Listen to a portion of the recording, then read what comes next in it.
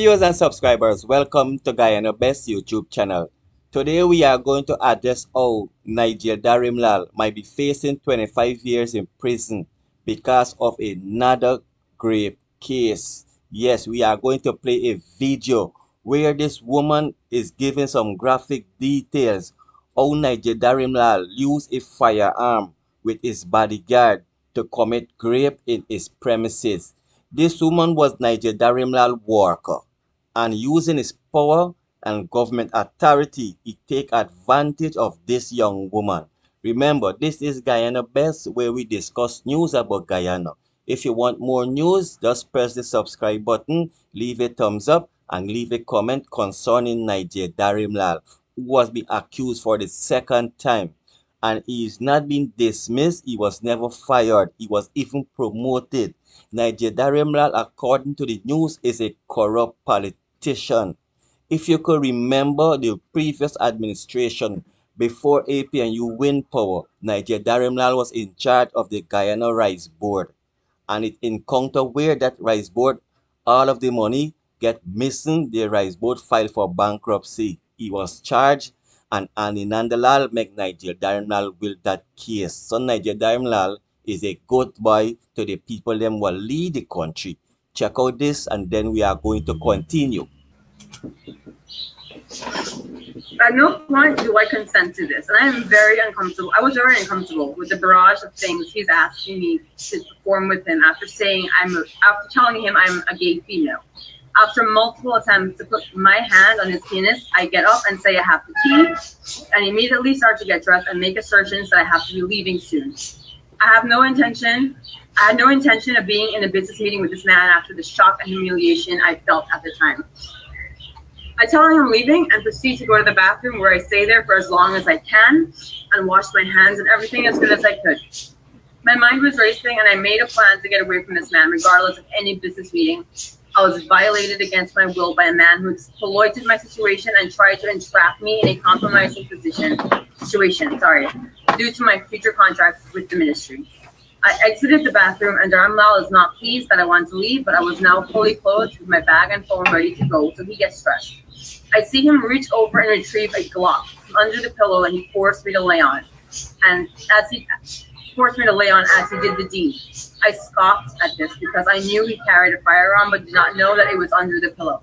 I didn't wait for him to lead me out, but started to walk downstairs and outside. I'm escorted to the front door, where he stays and remarks that he wants me to lend him my car next time he comes to his pillow. I'm appalled at this man and start my car to exit the premises. The security hut at the Yana Regina State House had two guards who saw me come and go, and they did not respond to me when I greeted them. At this point, I wondered, did they know that Darimlal just had sex with me? Did they suspect?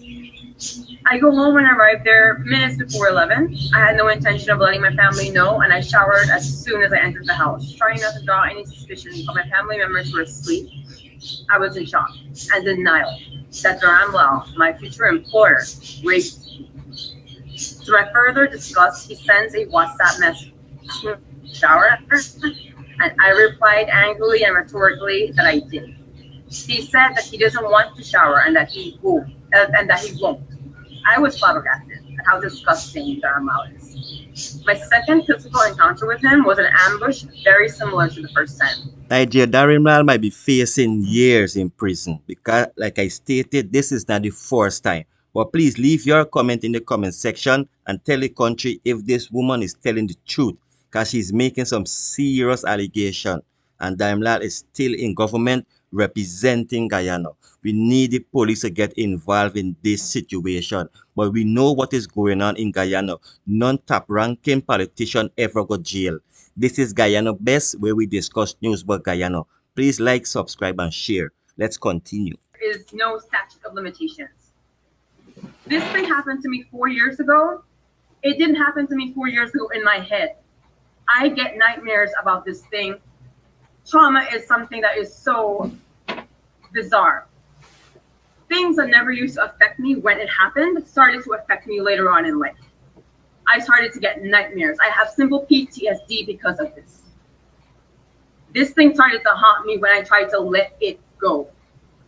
And I had no faith in the police. I was trying to get the media to come be on my side. Things were getting pushed aside because no one believed me. That was happening, and then when the victim shaming thing happened unprovoked, that completely threw me off, and that is when I started to get really depressed, really angry. The rage that I thought left suddenly came back, like it never left. And it was 4 years ago, but like I said, in my head, it's still affecting me. The mind and the body are two things that are very separate. My mind was in denial for a very long time. People gaslit me. Let me tell you something. People used to tell me that this thing never happened to me. Can you imagine? My own family, people would say, let it go, let it go. It got to a point where I didn't even believe I was raped. Do you know what that did to my psyche?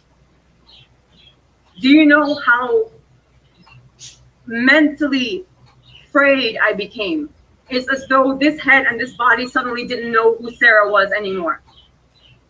I've attempted suicide so many times. I've been seeing shrinks. I decided to try to forgive, but there are some things only God can forgive. Well, you hear what's going on, all the allegation are making against the Honorable, the former Minister, Niger Darim Lal. Leave your comment in the comment section. This is Guyana Best. Please like, subscribe, and share.